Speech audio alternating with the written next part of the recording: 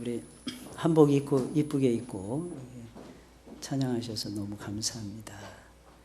또 우리 기도도 아주 진짜 은혜되죠. 앞에 있는 것은 잊어버리고 앞에 들은 것은 자꾸 까먹고 줄거리 못 잡는다는 게 참 그렇죠. 아이들하고 이렇게 얘기하다 보면 특히 중고등학생이 어떻게 공부했냐 그러면 잘 모른다라는 거예요. 결과가 어떻게 될 것 같니? 잘 모르겠대. 근데 그러면서 학년 올라가고 그러면서 새 사람 입는 겁니다. 사실은. 그러니까 초등학교 1학년 걸 다 뗀 다음에 2학년 되는 게 아니에요. 근데 참 신기해요. 5학년, 6학년 올라가다 보면 초등학교는 떼게 되더라고요. 그죠? 특히 우리나라 같은 경우 문맹이 없잖아요, 거의. 물론 글을 모르시는 분들이 연세 많으신 분들 중에 가끔 가다 있어요. 그리고는 대부분이 다 압니다. 사실은 이런 나라가 없습니다. 영어권에 가보면 영어 말은 하는데 듣기는 하는데 쓰지 못하는 애들이 그렇게 많아요. 그래서 대학을 이렇게 되는데 말을 굉장히 잘해요. 근데 대학에서 디플로마 하는 아이들이 많아요. 이 디플로마가 뭐냐면 1년 우리나라 말로 하면 뭐라고 해야 되죠? 1년 공부하고 그 다음에 잘하면 2년 올라가고 이런 식이에요. 뭐 이렇게 서티피케이시라고도 얘기를 하는데 그러니까 일종의 뭐 자격증 하나 따는 거예요. 대학 1학년 자격증 이런 식으로. 왜냐하면 영어로 된 글을 이해를 못해요. 그런 분들이 그렇게 많아요. 정말 감사한 거 우리 이어줬는데 너무 예쁜 한복 입고 또 감사 그 끝에 맞추기가 되게 힘들었을 텐데 끝에를 기가 막히게 맞추신 것 같습니다. 아무쪼록 감사하고요. 항상 주님을 의지하시는 여러분들이 되시길 주의 이름으로 축원을 드립니다. 오늘 원래 본문이 14절까지 끝까지 읽어야 되는데 어떻게 오타가 또 났어요. 4절까지라고 원래 14절까지인데 자 5절 6절만 읽어보겠습니다. 5절 6절 다 같이 시작. 여호와께서 환난 날에 나를 그 초막 속에 비밀히 지키시고 나를 숨기시며 바위 위에 높이 두시리로다. 이제 내 머리가 나를 두른 내 원수 위에 들리리니 내가 그 장막에서 즐거운 제사를 드리겠고 노래하여 여호와를 찬송하리로다. 아멘. 우리 한번 제목 한번 따라서 해보세요. 최고의 예배자 다윗의 믿음. 예, 우리 지난 시간에 예배 지침에 대해서 나누었습니다. 그리고 오늘은 그 샘플이 누구일까 고민하다가 다윗 왕에 대한 이야기를 나눠보고 싶었습니다. 미국에는 대통령의 날이라는 국경일이 있다고 합니다. 원래는 미국의 초대 대통령인 조지 워싱턴 장군의 생일인 2월 22일을 기념하여 지켰다고 합니다. 그러다가 1970년대 후반부터 하원이 결정을 했는데 모든 대통령을 기리기 위해서 해마다 2월 셋째 주 월요일 날에 국경일로 정하여 지키고 있다고 합니다. 이 날이 되면 역대 대통령을 평가하는 설문조사를 종종 하는데 매년마다 하는 것은 아니고 간혹 가다가 설문조사를 한다고 합니다. 역대 대통령 가운데 가장 선호하는 대통령은 단연 에이브럼 링컨, 그리고 두 번째가 로널드 레이건 대통령, 그 다음에 세 번째가 존 F 케네디, 그 다음에 네 번째가 클린턴, 다섯 번째가 1930년대 40년대에 미국의 대공황을 극복했던 유명한 대통령이죠. 루즈벨트 대통령 순으로 나온다고 합니다. 특히 링컨은 갤럽이 조사한 7차례에 걸친 조사에서 5번 연속 이 지지율 1위에 올랐다고 합니다. 그리고 공화당 위원이나 민주당 위원이나 양당 위원들이 고르게 좋아하는 대표적인 대통령이 에이브럼 링컨이라고 합니다. 그러니까 미국의 역사상 가장 위대한 영향력을 행사하면서 미국 국민들이 좋아하는 대통령은 에이브럼 링컨 대통령이라고 볼 수 있습니다. 그래서 많은 사람들이 에이브럼 링컨에 대해서 그의 리더십을 연구를 하는 것입니다. 그럼 성경에 나오는 믿음의 사람들 중에는 누가 가장 빼어나고 뛰어난 사람일까요? 사람들은 주저하지 않고 다윗 왕을 꼽더라고요. 많은 사람들이 누구를 닮고 싶습니까? 유대인들에게 물어봐도 다윗.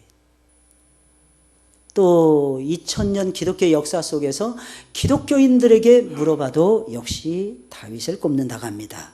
아마도 다윗만큼 모든 세대에 두루두루 걸쳐서 인정을 받는 인물도 아마 없을 것입니다.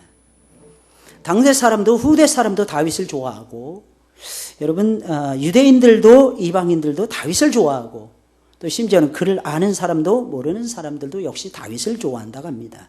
성경에서 가장 뛰어난 믿음의 사람 하면 두 사람을 꼽는데, 첫째는 에이브럼, 그리고 두 번째는 아브라함이죠. 아브라함, 그리고 다윗 왕을 꼽는다고 합니다. 특히 그는 예배를 사랑했던 최고의 예배자였어요. 이 다윗의 모든 믿음은 예배에서부터 솟구쳐 올라왔습니다. 그래서 예배 한 번 잘 드리는 것이 얼마나 소중한 일인지 몰라요.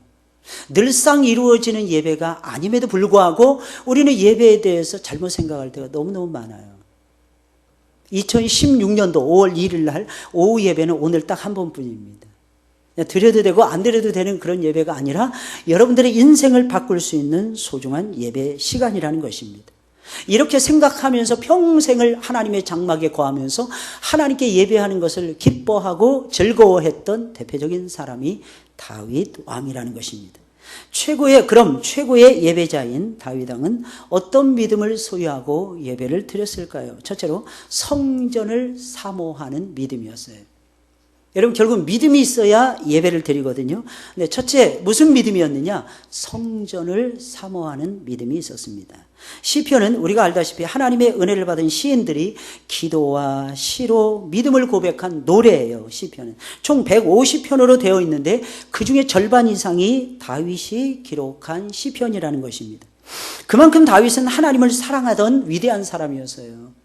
여러분, 다윗 왕이 얼마나 바빴습니까? 여러분, 다윗 왕이 초기에는요 이것저것 막 돌아다니면서 쫓겨다녔잖아요. 그게 10년이 넘었어요. 그리고 30살에 헤브론에서 유다 지파의 왕이 됩니다. 그리고 몇 년 섬겼느냐? 7년 6개월을 섬겨요. 그때도 계속되는 전쟁이 다윗 왕을 괴롭혔어요. 그리고 37살 6개월 만에 드디어 이스라엘의 왕의 자리에 올라갑니다. 그리고 70세까지 나라를 다스려요. 33년 동안 나라를 다스리는 거죠. 여러분, 그 기간 동안에 다윗 왕이 얼마나 바빴겠습니까? 얼마나 힘들었겠습니까? 우리는 그것을 생각해 봐야 됩니다. 아침에도 분명히 말씀드렸어요. 아이들의 자녀 교육은 누가 시킨다고요? 바쁘신 아빠가 시켜야 된대요. 바쁘신 아빠가. 바쁘신 아빠가 시간을 내서 아이들을 가르쳐 줘야 되는 거예요. 똑같이 다윗은요 너무너무 바빴을 거예요. 해야만 되는 일들이 산더미처럼 쌓여져 있었을 것입니다. 어떤 이 자료를 보는데 깜짝 놀랐어요. 조선시대 최악의 직업이 무엇일까? 조선시대 최악의 직업은 왕이랍니다. 하루에 3번씩 경연에 참인가를 했어요. 새벽 해 뜨면서 닭소리와 함께 일어난다고 합니다. 밤을 새우기가 일상이었대요. 그래서 세종대왕도 54세인가요? 53세 일기로 돌아가셨잖아요. 왜? 단명했어요. 왜 단명했느냐? 간단해요. 누구는 그렇게 얘기하더라고요. 여자들이 너무 많아서, 아내들이 너무 많아서 그랬을 것이다. 아니에요. 과중된 업무로 쓰러지는 경우가 너무 많았대요. 그러니까 임금은요, 임금 되는 게 정말 힘들었어요. 하루에 3번씩 신하들과 함께 경연에 참석해요. 오전 경연, 오후 경연, 저녁 경연. 이게 2시간 이상씩 계속됐답니다. 그리고 그 중간중간마다 업무를 보는 거예요. 상소문 받습니다. 오전에는 상소문 받아요. 쫙 정리해요. 백성들의 억울한 사정을 살핍니다. 오후에는 각 부처별로 또 보고를 받습니다. 또 저녁에는 그 모든 업무들을 다시 종합해가지고 명령을 하다를 하는데, 이 명령 하다 보면은 새벽 2시가 되고 3시가 되고, 어떤 때는 밤을 새워서 꼬꼬대 다구는 소리와 함께 또 하루를 시작하는. 그래서 조선시대 최악의 직업은 임금님이었답니다. 물론 고려까지는 안 그랬대요. 고려까지는 그런 것이 없었어요. 근데 유교를 근본으로 삼으면서 부지런함을 강조를 하면서 임금이 반드시 그렇게 해야만이 나라가 제대로 세워질 수 있다라고 판단을 해가지고, 특히 조선을 개국하는데 1등 공신이었던 정도전이라고 하는 학자가 그렇게 나라의 틀을 잡았다고 합니다. 그래서 임금이 미련하거나 임금이 멍청하면 나라가 망한다는 거예요. 그런 일이 절대로 없도록 만들기 위해서 하루에 3차례 이상씩 경연이라는 것을 해야만 됐다는 것입니다. 최악의 직업이었죠. 여러분, 그렇다면 다윗 왕은 순탄했을까요? 여러분들 생각을 해보세요. 얼마나 많은 일들을 행했는지 몰라요. 얼마나 많은 나라의 기틀을 잡았는지 모릅니다. 그럼에도 불구하고 다윗 왕은요, 그 누구보다도, 역대 그 누구보다도 탁월한 예배자였어요.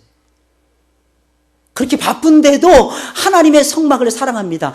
그렇게 바쁜데도 하나님의 성전을 사랑합니다. 그렇게 바쁜데도 늘 하나님의 성전과 성막을 찾았던 대표적인 사람이 다윗 왕이었어요. 그의 말로 그는 평생을 하나님의 은혜와 축복 속에서 살다 갔던 최고의 예배자였다는 것입니다. 그래서 다윗을 다윗되게 한 것이고, 다윗이 가장 위대한 신앙인으로 발돋움하는데 바로 예배가 근간을 이루었더라는 것입니다. 오늘 본문 시편 27편에 있는 말씀은 다윗이 지은 대표적인 시 가운데 하나예요. 본문 4절에서 다윗은 이렇게 고백을 합니다. 우리 다 같이 한번 4절 말씀 읽어볼까요? 시작. 내가 여호와께 청하였던 한 가지 곧 그것을 구하리니 여호와의 아름다움을 앙망하며 그 전에서 사모하게 하실 것이라. 여러분, 이것은 무엇을 의미하는 것입니까? 다윗은 평생을 하나님의 집에 거하는 것을 좋아했다는 거예요. 그저 다윗의 당신의 소망이 무엇입니까? 그러면 다윗은 고백을 하는 거예요. 나는 여호와의 집에 거하고 싶습니다. 그대는 왕이신데 전쟁터를 누벼야죠. 북쪽으로는 아람이 있고 서쪽으로는 블레셋이 있고 동쪽에는 모압과 암몬이 있고 남쪽으로는 아라비아와 이집트라고 하는 나라가 있는데 이 모든 나라들 하나님의 이름으로 정복하셔야죠. 아닙니다. 나의 꿈은 소박한데 나는 평생을 여호와의 집에서 살고 싶어요. 이것이 다윗이 꿈꿨던 가장 위대한 꿈이었어요. 그래서 다윗이 최고의 자리에 올라갔던 이유가 있어요. 여러분, 예수님은 지극히 낮은 곳에 처해 있잖아요. 그러니까 하나님께서 그에게 뛰어난 이름을 주셔서 모든 이름을 예수님의 무릎 앞에, 이름 앞에, 발 앞에 꿇게 하셨어요. 똑같이 다윗이라고 하는 사람, 자신이 가장 낮은 존재라고 생각을 했어요. 나는 그저 하나님의 집에 거하고 싶습니다. 내가 하나님께 청하였던 것 딱 한 가지가 있는데 내가 그것을 구하는데 나로 생전에 여호와의 집에 거하여 여호와의 아름다움을 바라보며 그 전에서 하나님을 사모하고 싶습니다.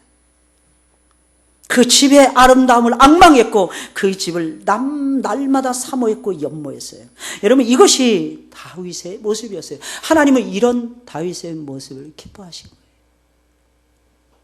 다윗이 성전을 사랑한 대표적인 증거가 두 가지가 있는데 그 중에 하나는 성전의 활성화를 그의 시대에 꼽히고 싶어 했더라는 것입니다. 다윗의 이전에는 사람들이 성전을 찾지도 않았어요. 성전에서 일하는 레위 사람들을 조금도 귀하게 여기지도 않았어요.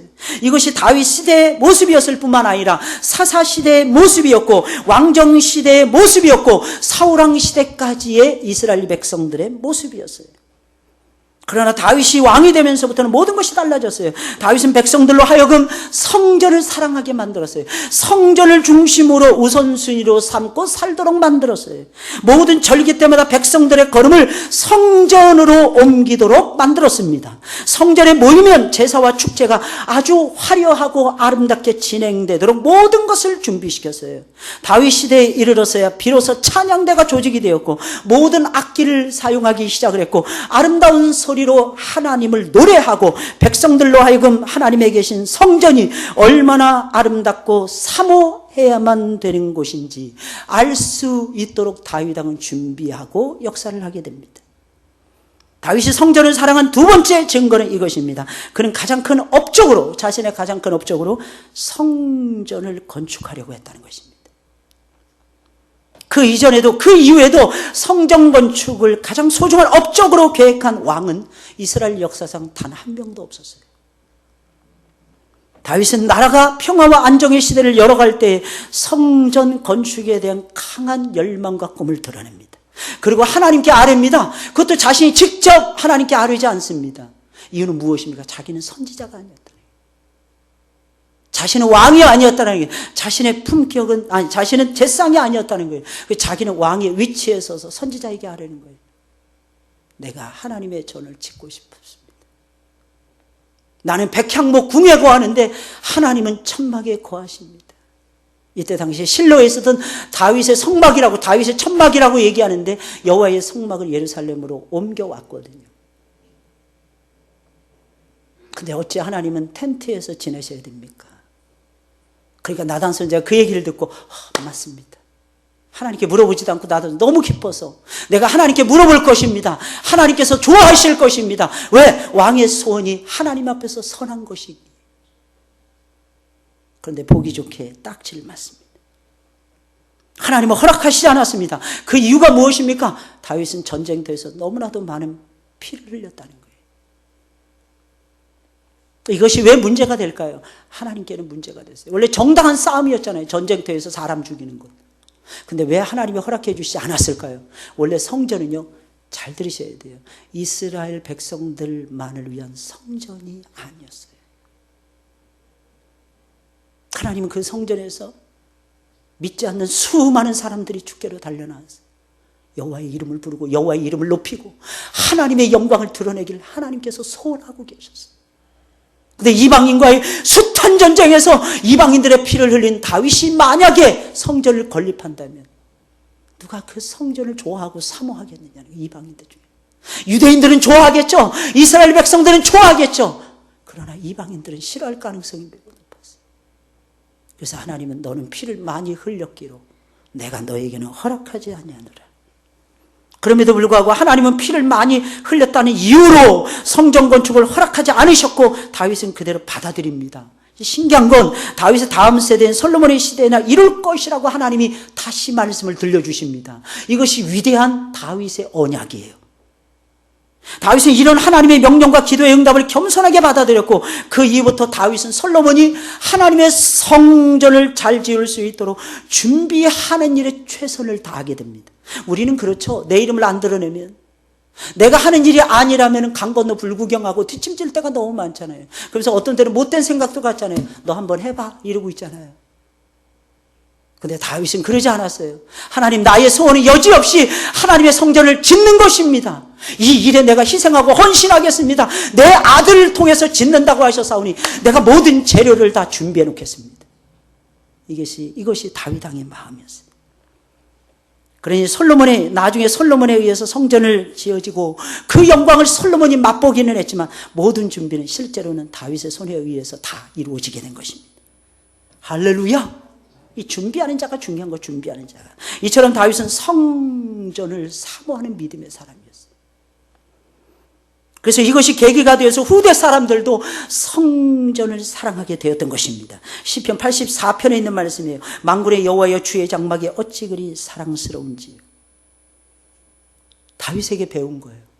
내 영혼이 여호와의 궁정을 사모하여 쇠약하며 내 마음과 육체가 생존하시는 하나님께 부르짖나이다. 다윗은요, 성전을 사모하는 믿음이 최고였던 사람이었어요. 교회를 사랑했다는 거죠. 여러분, 옛날에 족장 시대에는 제단이 교회였어요. 모세 시대에는 성막이 교회였어요.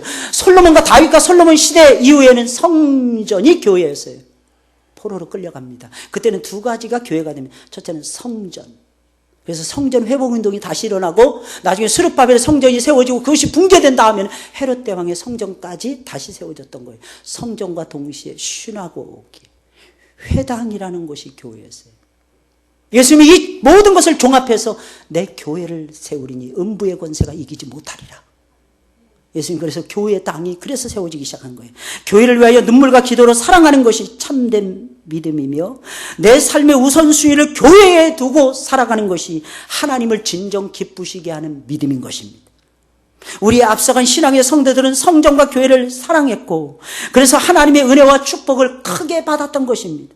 다윗이 그런 사람이었고 초대교회 사람들도 그런 사람들이었어요. 그들은 교회에 가는 것이 너무나도 좋았습니다. 당시에 교회에 가는 것은 핍박과 고난이 따라오는 매우 위험한 일이었어요. 그럼에도 불구하고 그들은 교회로 그들의 발걸음을 옮겼던 것입니다. 한국의 신앙의 선진들도 역시 마찬가지였어요. 그들은 한마디로 교회 중심으로 살았어요. 특별히 우리 장로교회의 전통은 항상 하나님 중심, 성경 중심, 교회 중심이었어요. 그들은 교회가 세워지면 혹시라도 멀리 세워지면 좀 더 교회로 가까이 이사를 갔습니다. 교회로 웬만하면 가까이 가서 옮겨서 교회 근처에서 예배 생활하고 교회 근처에서 하나님을 섬기기를 즐거워했어요. 특별한 모험이 없더라도 교회에 모였고 항상 교회를 생각하며 그들의 삶을 살곤 했어요. 그 신앙의 결과가 오늘날의 한국교회의 성장을 이루게 되었던 것입니다. 모두가 교회를 사랑한 결과였다는 것입니다. 우리도 앞서간 신앙의 선배들처럼 우리가 진정으로 교회를 사랑하는 믿음으로 하나님을 섬기셔야만 될 것입니다. 누누이 말씀드리죠. 하나님 중심하시면 무조건 성경 중심하셔야 돼요. 하나님을 사랑한다고 말하면서 성경에 어긋나게 산다면 사랑하는 여러분들 정말 잘못 살고 있는 거예요. 하나님의 약속을 붙들고 살아가셔야죠. 힘들어도 약속 붙잡고 살아가셔야죠. 원래 신앙생활은요 힘든 거예요. 내 힘으로는 안 되는 거예요. 여러분 생각해 보세요. 1년에 52주인데 52주 동안 교회 한 번도 안 빠지고 교회에 온다. 여러분 그것은 사람의 힘으로는 할 수 없는 거예요. 근데 내가 합니다. 어떻게 합니까? 성령께서 도우십니다. 하나님 말씀을 깨닫습니다. 하나님께서 지혜와 계시의 정신을 부어주시니까 겨우 깨닫는 거예요. 성령께서 임재하셔서 우리에게 지혜와 계시의 정신을 주시고 우리의 영혼을 깨우시지 아니하신다면 우리는 하나님 말씀 한 토막도 알아들을 수 없습니다. 너무너무 신기하죠. 하나님을 알아가는 그 고상한 짓이 무엇을 통해서 오는 것입니까? 아버지의 영을 통해서 오는 거예요. 아버지께서 보내주신 선한 신의 역사가 있으니까 가능한 거예요. 그 선한 신의 역사가 성신의 역사, 성령의 역사가 아니고 무엇이겠습니까? 사람이 거듭나는 것도, 사람이 회개하는 것도, 사람이 믿음을 갖는 것도, 사람이 양자로 칭함을 받는 것도, 의롭다 인침을 받는 것도, 하나님의 견고한 견인의 축복 속에 들어가는 것도, 이 모든 것이 다 성령께서 하시는 열매인 것입니다. 그러니 우리는 기억하셔야 돼요. 내가 하나님 앞에 예배를 사모한다. 무슨 뜻이겠습니까? 하나님이 나를 사랑하신다는 명백한 증거인 것입니다. 저는 처음에 예수님을 믿고 나서 한 3년 동안 구원의 확신을 가지지 못했어요. 3년차 되는데 미치겠더라고요. 내가 천국에 들어간다는 확신이 없는 거였어요. 내 일은 죽도록 하는데 하나님 나에게 왜 신령한 기쁨을 안 주십니까? 어떤 때는 천국에 들어갈 것 같고 어떤 때는 안 들어갈 것 같아. 못 들어갈 것 같아. 제가 그때 8개월을 하나님 앞에 고민하면서 엎드렸던 것 같아요. 하나님, 내가 하나님의 나라에 들어간다는 확신이 도대체 무엇입니까? 하나님, 내가 그것을 깨닫고 이후에는 한 번도 흔들리지 않고 저천성에 이르기까지 주의 일을 하겠습니다. 그때 제 나이 21살이었어요. 근데 그해 8월이 되는데 하나님이 확신 하나를 탁 떨어주시는 거예요. 예배드리고 열심히, 그 해에도 열심히 예배드리고 기도하는데 하나님이 주신 선물이 있었더라고요. 그것이 무엇인지 두 가지였어요. 첫째는 예배를 사모하는 마음이었어요. 이게 아무나 갖는 것이 아니라는 걸 깨닫게 해주신 거예요. 너는 내 것이니라. 너는 내 것이니라. 이 말씀이 그렇게 와닿더라고요. 야곱아, 너를 창조하신 자가 이제 말씀하시니 이스라엘아, 너를 조성하신 자가 이제 말씀하시니 내가 너를 구속하였고 내가 너를 지명하여 불렀나니 너는 내 것이니라. 하나님의 쇠굴라가 됐던 거예요. 하나님의 소유, 특별한 소유. 두 번째 증거는 제가 예수 믿었을 때가 이때부터였는데 21살 될 때까지 예배를, 주일 예배를 한 번도 안 빠졌더라고요. 저는 아주 어렸을 때 몸이 약했어요. 중고등학교 이전에는 몸이 좋아가지고 건강해서 운동하는 거 진짜 좋아했는데 어렸을 때는 정말 몸이 약해서 우리 어머니가 기도를 많이 하셨답니다. 딱 한 가지, 학교만 빠지지 않게 해달라고 기도를 그렇게 하셨대요. 무슨 말인지 이해하시겠죠? 저는 초등학교 개근상 없어요. 저는 중학교 개근상 없어요. 고등학교 개근상도 없습니다. 대학은 말할 것도 없고 개근상이라는 거 생각지도 못 해봤어요. 근데 교회는 개근했습니다. 할렐루야. 한 번도 안 빠졌어요. 학생 예배도 한 번도 안 빠졌어요. 기관 예배도 한 번도 빠진 적이 없어요. 지금 이때까지 청년부 예배 딱 한 번 지각을 했습니다. 그날이 신입생 환영이 하는 날인데 선배들에게 끌려가서 세종호텔 끌려갔어요. 그 스탠드바에서 막 휘황찬란해서 막 춤추고 놀더라고요. 거기서 슬그머니 빠져나왔어요. 그리고 부랴부랴 막 서울역까지 뛰어가지고 지하철 타고 딱 오니까 예배 설교 거의 끝물이더라고요. 딱 한 번 그래봤다니까요. 딱 한 번. 신기하지 않습니까? 어떤 기관을 맡든지 어떤 예배를 인도하든지 약속된 예배를 한 번도 펑크낸 적이 없습니다. 새벽 예배 어쩌다가 제가 늦잠 잔 적은 있어도요. 맨정신 가지고는 펑크낸 적이 한 번도 없었어요. 왜 그랬냐? 하나님을 사랑하는 자에게는 예배적 인격자로 하나님이 세워가 주시더라고요. 할렐루야? 이 사람이 다윗이었어요. 성전을 사모하는 사람. 이 사람들이 한국의 신학의 선배들이었어요. 그러니까 우리들도 그렇게 살아가셔야죠. 뭐 주일날 빠지게 되면 무슨 일이 벌어진다. 예, 벌어지더라고요. 진짜 벌어지더라고요. 안 아프던 애들이 아프더라고 진짜. 갑자기 월요일날 출근했는데 갑자기 부장이 부르는 거예요. 잘 해놨는데 부장이 얘기하는 거예요. 너 이거 잘못했다는 거예요. 아, 부장님 진짜 잘했는데요. 한번 과장님에게 물어보세요. 야, 인마 내가 틀렸다면 틀린 거지. 억울하게 욕먹더라고요. 이게 무섭더라고요, 여러분들. 한번 감기에 걸리면 안 낫더라고. 미안합니다. 감기 혹시 안 나는데 시험 들지 마시고. 하나님은요, 고치시는 위대하신 하나님이세요. 말씀드렸잖아요. 하나님이 여러분들을 야샤하셨어요. 야샤라고 하는 말은 구원해내는 거예요. 죄와 사망 가운데 구원해내는 거예요. 두 번째, 질병 가운데 구원해내는 거예요. 세 번째, 삶의 위험과 위기 가운데 하나님이 건져주시는 것을 가리켜서 히브리어로 야샤라고 부르는 것입니다. 그렇다면 구원이라고 하는 이 단어 속에는 우리의 치료하심의 역사도 담겨져 있는 거예요. 회복되는 성령의 아름다운 역사도 이루어지게 되는 것입니다. 할렐루야. 그렇다면 하나님이 도와주시겠죠. 왜 안 도와주신다고 생각하십니까? 그러면 제발 예배 목숨을 걸자고요. 특별히 교회를 좀 사랑하자고요. 여러분들, 교회. 어제도 깜짝 놀랐어요. 6시 한 반쯤 됐는데 어느 권사님한테 전화가 왔어요. 목사님, 교회가 문이 닫혀져 있어요. 그게 무슨 소리냐고. 벌써 문이 닫혀져 있냐고. 제가 교회로 들어오고 있었거든요. 신방을 하고. 근데 좀 있으면 도착할 테니까 걱정. 그럼 무슨 일로요? 그랬더니 남전도회가 청소당번인데 청소하기 위해서 교회에 오셨는데 문이 잠겨져 있다는 거예요. 약간의 좀 중간에 오차가 좀 있었어요. 착오가. 그래서 우리 교육자들에게 제가 청소하라고 했더니 우리 교육자님들이 청소하고 출근했던 거예요. 나중에 전화해 보니까 막 나갔다 그러더라고요.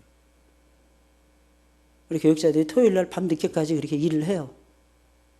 청소 땜빵도 하고 다 합니다. 근데 참 감사한 건요, 그 집사님의 모습이 너무 감사했던 거예요. 교회 청소 당번이기 때문에 혼자서라도 오신 거예요. 그 늦은 저녁 시간에.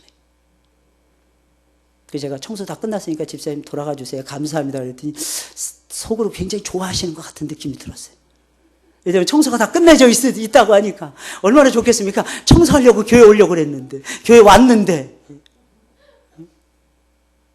근데 여러분, 그 정신, 그게 성전을 사모하는 마음인 거예요. 교회 와서 이렇게 구석구석을 좀 돌아보셔야죠.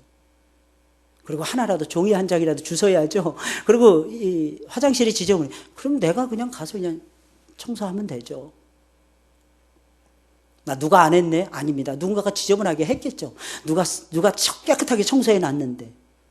어찌됐든 여러분들의 마음속에 예수님 오시는 그날까지 이 순박함이 넘치시기를 주의 이름으로 축원을 드립니다. 아까 우리 여전도 연합회 모였어요. 제가 17일 날 다들 오시라 그랬어요. 그때 2여전도에 언니들이 제일 많이 손을 드시더라고. 오시겠다고.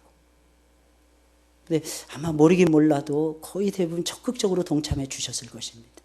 왜? 이유는 뭘까요? 우리의 마음속에 하나님이 넣어주신 선한 일을 사모하는 마음이 있기 때문입니다. 할렐루야. 그 첫 번째가 성전을 사모하는 교회를 사랑하는 마음. 두 번째 예배를 즐기는 믿음이었습니다. 6절에서 다윗은 이렇게 고백해요. 다 같이 시작. 이제 내 머리가 나를 두른 내 원수 위에 들리리니 내가 그 장막에서 즐거운 제사를 드리겠고 노래하여 여호와를 찬송하리로다. 여러분, 다윗은 성전을 사랑하는 것으로 그치지 않았어요. 성전에서 제사를 드리기를 기뻐했어요. 성전에서 특별히 하나님께 찬양의 노래를 부르는 것을 열정적으로 즐겼습니다. 아마도 다윗만큼 제사와 예배를 즐겼던 인물은 아마 인류 역사상 없었을 것입니다. 사실 즐겁지 않으면 여러분들 생각해보세요. 어떻게 우리가 교회에 와서 예배를 드릴 수가 있습니까? 어떻게 즐겁지 않으면 교회를 사모할 수가 있겠습니까? 여러분, 다윗은 신앙생활을 율법적으로 하지 않았어요. 형식에 치우치지 않았습니다. 무거운 짐으로 여기지도 않았어요. 다 예배를 즐겁게 드렸습니다. 예배를 즐겁게 드린 것이 그가 예배를 잘 드릴 수 있는 원인이 되었고 그것이 곧 원동력이 되었던 것입니다. 여러분, 사도행전 15장 16절에 있는 말씀을 보게 되면 이런 말씀이 있어요. 이후에 내가 돌아와서 다윗의 무너진 장막을 다시 지으며 그 퇴락한 것을 다시 지어 일으키리니 라는 말씀이 나와요. 이 말씀은 아모스의 말씀을 그대로 인용한 것인데 하나님은 다윗의 성막을 재건하겠다라고 하는 의지를 아모스 선지자를 통해서 표명을 하신 것입니다. 그런데 여기서 우리가 고민해 봐야 되는 부분이 있어요. 왜 하필이면 다윗의 장막일까요? 여러분, 구약의 성막은 세 가지가 있었어요. 사실 엄밀한 의미에서는 네 가지였어요. 모세의 성막 이전에 모세의 회막이 있었어요. 그리고 모세의 회막이 임시 장막으로 성막으로 쓰이다가 모세의 장막으로 바뀌어집니다. 그리고 솔로몬 시대에 이르러서 솔로몬의 성전이 있었고, 그리고 솔로몬이 성전을 짓기 이전에 다윗이 예루살렘에 가져다가 옮겨놓았던 30년짜리, 아니죠, 7년짜리? 왜냐하면 나중에 성전 짓는 시간이 또 필요했으니까 거의 한 40년 동안 이스라엘의 지주, 이스라엘의 센터, 이스라엘의 중심 역할을 했던 것이 다윗의 장막이었어요. 이렇게 세 가지의 장막이 있었어요. 하나님이 임재하시는 것을 장막이라 했잖아요. 하나님이 임재하셔서 당신의 백성들을 만나주시는 성막이 세 가지가 있었다는 것입니다. 하나님이 만약에 선택을 한다면 모세의 성막을 선택하는 것이 좋지 않았을까요? 이것을 선택하지 않은 것이 좀 의아하지 않습니까? 왜? 모세의 장막은 제일 먼저 세워진 장막이었잖아요. 역사와 전통과 뿌리 면에서 훨씬 앞서가는 것이 모세의 성막이었어요. 만약에 사람들이 선택했다면 가장 크고 화려한 외형을 자랑하는 솔로몬의 성전을 선택했을 것입니다. 왜? 솔로몬의 성전만큼 아름답고 화려한 장막은 없었으니까요. 그런데 참 이상하죠. 아무런 조건도 갖추지 못하고 그냥 텐트였어요. 아무런 것도 없었어요. 뭐 특별한 뭐가 없었습니다. 다윗의 장막은. 그런데 하나님은 말씀하십니다. 내가 다윗의 장막을 재건하겠다는 거예요. 왜 하필이면 하나님은 다윗의 장막을 재건하겠다고 하셨을까요? 아주 간단해요. 다윗 왕에게는 예배를 즐기는 믿음이 있었기 때문입니다. 예배를 즐거워했더라는 거예요. 예배를 너무너무 소중하게 생각했다는 거예요. 나는 차라리 밥은 못 먹을지언정 예배는 드리겠다는 거예요. 내가 나라를 빼앗길지언정 하나님 앞에 나와서 절기는 지키면서 예배를 드리겠다는 것입니다. 그래서 어떤 목사님이 이렇게 표현하시더라고요. 솔로몬 성전의 두 기둥은 노스로 만들어진 녹기둥이었지만 다윗의 장막에 있는 기둥들은 사람들이 곧 기둥들이었다. 하나님은 다윗의 모범과 마음을 따라갈 예배자들을 찾고 계셨고 그런 예배자들을 살아있는 돌들로 사용하시기를 원하셨다. 기뻐하셨다. 구약시대의 성전은요, 만민이 기도하는 집이었어요. 만민이 기도하는 집이란 하나님을 만나는 장소라는 뜻입니다. 성전의 중요한 기둥 가운데 하나가 하나님을 만나는 거잖아요. 그래서 교회에서 행하는 모든 행위는, 모든 신앙적 행위는 하나님을 만나는 것에서부터 출발이 되어져야만 되는 것입니다. 기도가 그렇게 되어야 돼요. 말씀이 그렇게 되어야 되는 것입니다. 예배도 마찬가지예요. 예배는 당연히 하나님을 만나는 중심 속에서 시작이 되어야 되고 하나님을 만나야 되는 것이고 하나님께 영광을 돌려야 되는 것입니다. 예배는 본질적으로 하셔야 되는 것이 있어요. 사람을 좋게 하거나 사람을 높이거나 즐겁게 하기 위한 것이 절대로 아닌 것입니다. 물론 예배의 목적 가운데는 사람의 교육, 사람의 교제가 포함이 되어져 있습니다. 그것은 하나님이 부가적으로 우리에게 주신 것일 뿐인 것입니다. 오직 하나님의 영광을 위한 것, 그것이 바로 예배의 목적이라는 것입니다. 그래서 예배는 이 세상에서만 아니라 저 세상에서도 유일하게 지속이 됩니다. 전도, 여러분 전도하기 진짜 힘드시죠? 성도들이 제일 귀찮아하고 무겁게 생각하는 말이 전도라는 말이랍니다. 기도하세요. 그럼 웬만한 거 할 수 있을 것 같답니다. 예배 드리세요. 이것도 좀 웬만하면 할 수 있을 것 같답니다. 그런데 전도하라 하면 그게 그렇게 짐으로 다가온대요. 근데 여러분 천국에 가면 전도 안 하셔도 됩니다. 할렐루야. 천국에 가면 전도 안 해도 돼요. 봉사 하잖아요. 하면 맨날 교회에서는 뭐 거두고 내라 그러고, 그죠? 교회 왔더니 회비 내라 그러고, 아우, 징글징글해. 근데 여러분 아십니까? 그거 할 때가 제일 행복하다는 거. 아까도 들려오더라고요. 제 방에서 올라오기 직전이었어요. 어떤 분이 어느 집사님에게 부탁을 하더라고. 저희 지금 몇 개가 남았습니다. 요거 좀 처리해 주십시오. 그래서, 요거 한 개만, 들리니까, 언뜻 보니까, 들으니까 한 개만 받으십시오. 이러시는 것 같아요. 그랬더니 남은 게 몇 개, 2개. 그럼 2개 다 날 주세요. 이러시는 소리가 들어요. 이게 잘못 들었는지, 내가 환청을 들었는지 모르겠어요. 근데 들으면서 얼마나 기분이 좋았는지. 할렐루야? 그분들이 그렇게 돈이 많으신 분, 우리가 돈이 많은 사람이 여유 있게 쓰는 분들이 누가 있겠습니까? 근데 그 일에 앞장서고 싶어 하는 거예요. 근데 여러분, 참 감사한 건 천국에 가면 그런 게 필요가 없다는 거예요. 근데 딱 한 가지 천국에서 욕이란 것이 있어요. 천국까지 이어지는 거. 그게 뭘까요? 예배 드리는 겁니다. 그래서 요한계시록 4장, 5장에 보면 천군 천사들이 만물과 더불어서 24장로들과 더불어서 하나님을 노래하고 예배하잖아요. 여러분, 우리에게 남는 것은 예배뿐입니다. 그래서 예배가 즐거워야 돼요. 그러기 위해서는 여러분 아셔요. 이 말 잘 들으셔야 돼요. 예배가 고파야 돼요. 예배가 고파야 예배를 즐기고 잘 드릴 수 있어요. 여러분, 시편 42편은요, 고라 자손의 시인데 성전으로 얻으면 다윗의 시라 하는데 그 역사를 연구해 보지 않은 사람이 하는 얘기고, 이 책 저 책 다 뒤져봐도 아무리 생각해도 다 다윗이 아니라 고라 자손이에요. 하나님의 성전을, 고라 자손, 하나님의 성전에서 노래하는 찬양대였어요. 근데 나라가 망하고 성전이 무너지니까 예배하고 노래할 장소가 없었어요. 이방이나 포로가 끌려갔어요. 사람들이 내 하나님이 어디 있느냐, 밤낮으로 누추하러 눈물로 양식을 삼아요. 그때 이분이 깨달은 거예요. 내가 그때 성전으로 올라가면서 내 동물을 데리고 올라갔던 그 추억이 어찌 그리 좋은지, 하나님 앞에서 예배 드렸던 그 추억이 어찌 그리 사랑스러운지 잃어버리기 전에는 몰랐어요.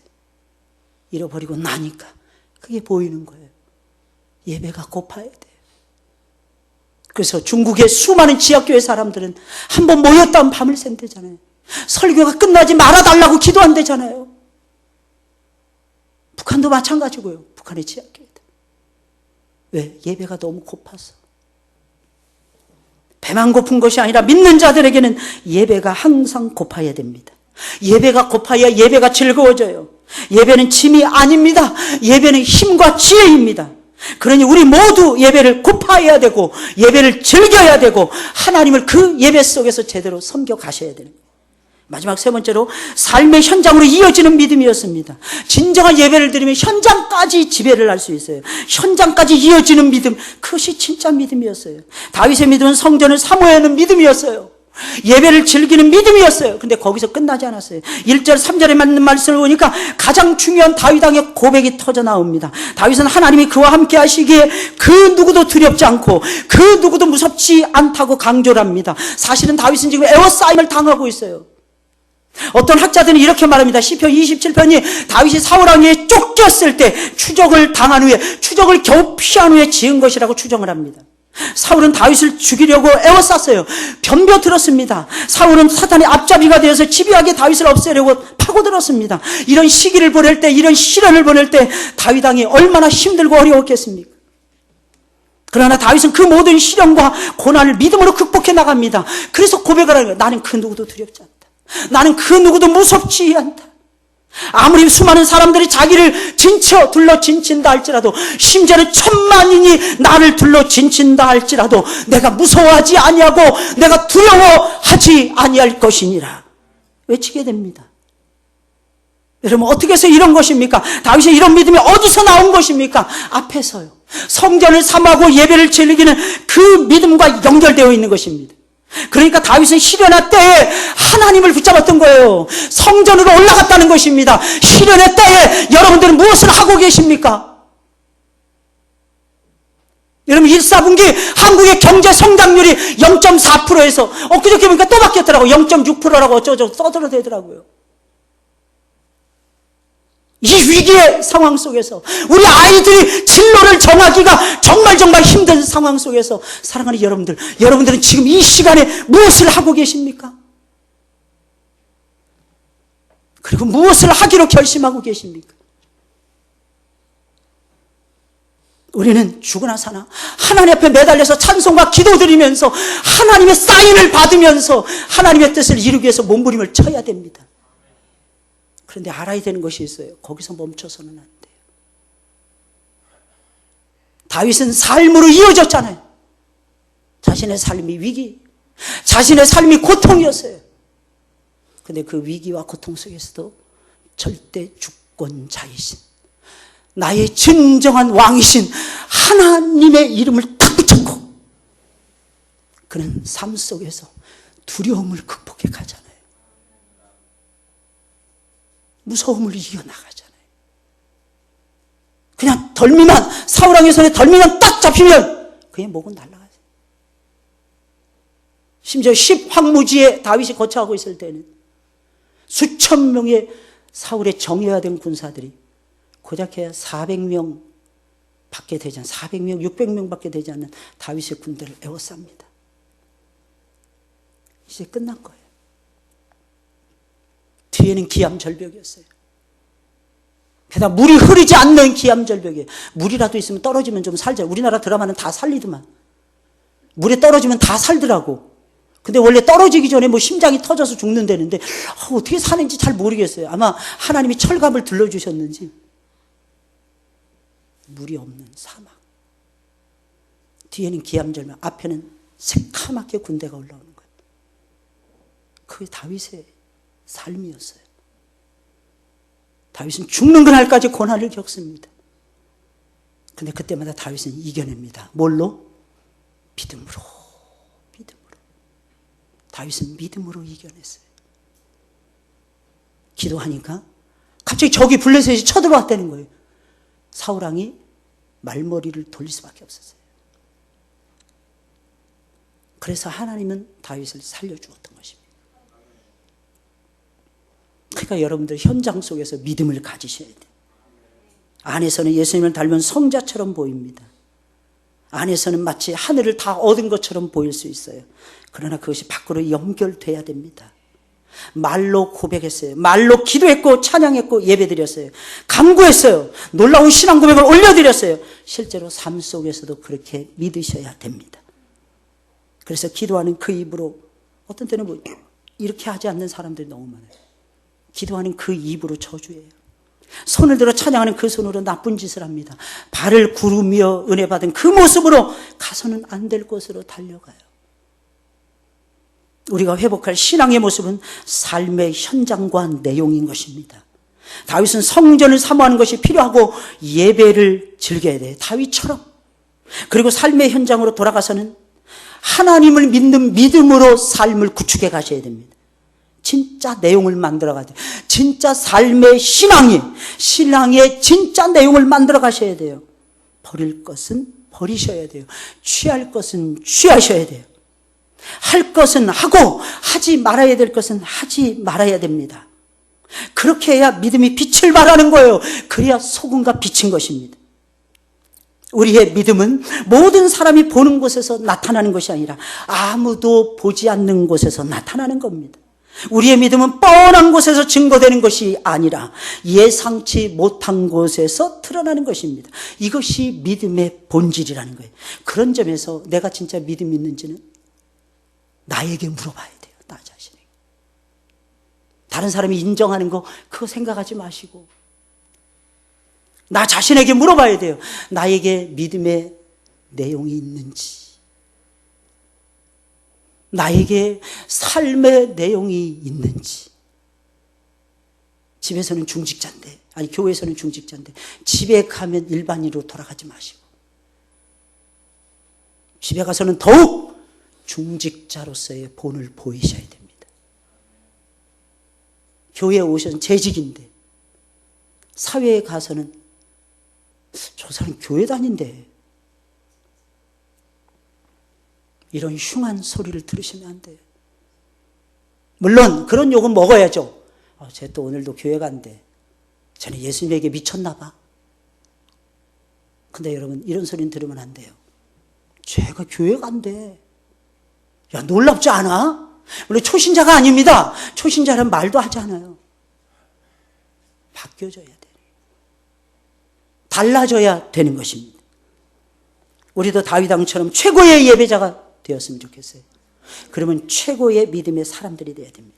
성전을 사랑하고 교회를 사랑하셔야 돼요. 예배를 즐기셔야 됩니다. 예배를 고파하시고. 어떤 청년이 옛날에 그런 말을 하더라고요. 목사님, 저한테 전화를 했어요. 무슨 일이냐 그랬더니 목사님 막 울더라고. 왜 그랬더니 예배가 너무 고파요, 목사님.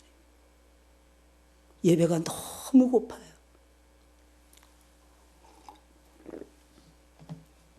우리는 그리고 은혜 받은 것을 우리의 삶의 현장에서 그대로 드러내셔야 돼요. 행함으로 나타내셔야 돼요. 교회와 예배 속에서 받은 영적인 세임과 지혜와 능력을 삶의 행동으로 옮기셔야 합니다. 그게 살아있는 믿음이었고 다윗의 믿음이었어요. 그렇게 살아가시면서 승리하시길 예수님의 이름으로 축원을 드립니다. 기도하겠어요. 하나님 감사합니다. 우리 주님께서 우리를 사랑해 주시고 함께해 주심을 정말 감사합니다. 주의 백성들이 오늘도 변함없이 예배했사오니 하나님 이 예배를